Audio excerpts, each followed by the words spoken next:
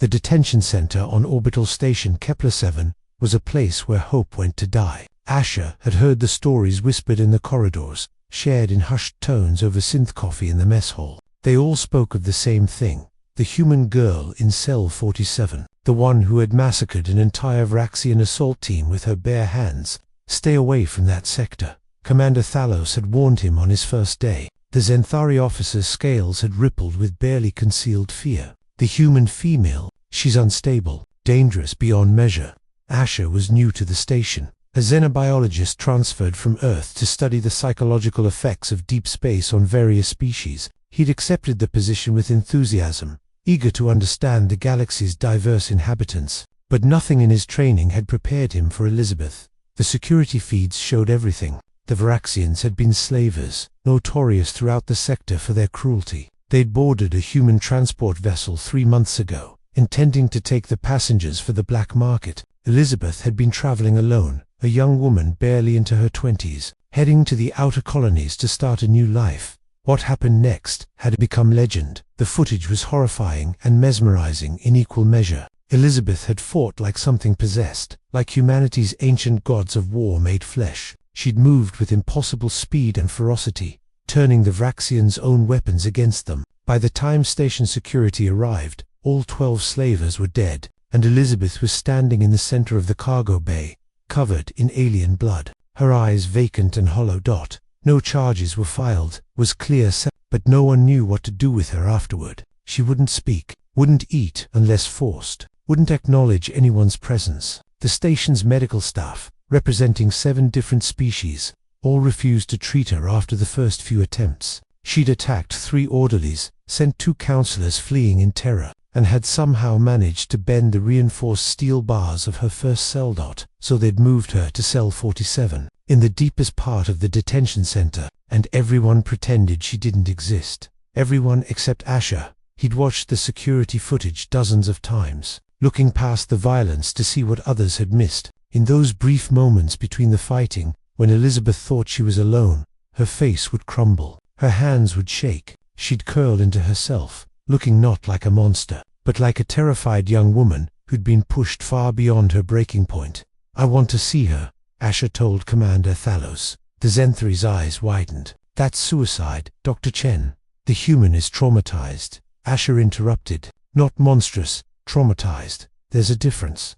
The commander reluctantly agreed, but insisted on keeping armed guards nearby. Asher accepted the compromise, though he knew their presence would only make things worse. Cell 47 was dimly lit, the environmental controls set to Earth standard parameters. Elizabeth sat in the corner, her knees drawn up to her chest, her dark hair hanging like a curtain around her face. She didn't look up when Asher entered. "Hello, Elizabeth," he said softly, keeping his distance. "My name is Asher. I'm from Earth 2.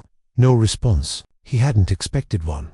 "I read your file," he continued, settling down on the floor several feet away from her. "You were going to New Terra. You'd saved up for 5 years to afford the passage. You were going to open a botanical garden, specializing in earth plants. Roses were your favorite." A slight tremor ran through her frame, but she still didn't look up. Asher visited every day for 2 weeks. He talked about Earth, about the gardens in Beijing where he'd grown up, about the smell of rain on concrete and the taste of real oranges. He never asked her questions, never pressured her to respond. He simply sat with her, a fellow human in the vast loneliness of space. On the 15th day, he brought something with him, a tiny potted rose, smuggled from the station's hydroponics bay. It was against regulations, but Asher didn't care anymore.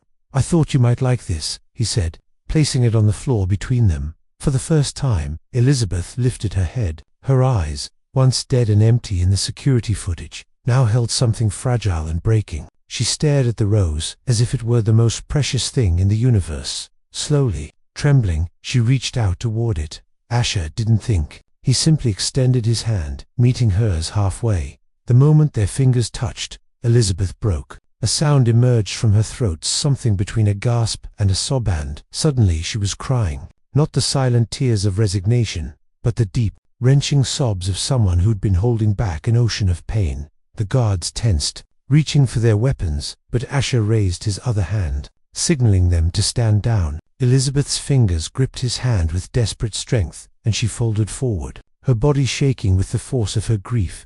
"I didn't want to," she whispered. The first words she'd spoken in 3 months. "I didn't want to hurt them. But they were going to, they said they would." "I know," Asher said gently, carefully moving closer. "I know. You did what you had to do. You survived. Everyone's afraid of me now." Her voice was barely audible. "Everyone runs away. They look at me like I'm a monster." "I'm not running," Asher said firmly. "I'm right here, and I'm not going anywhere."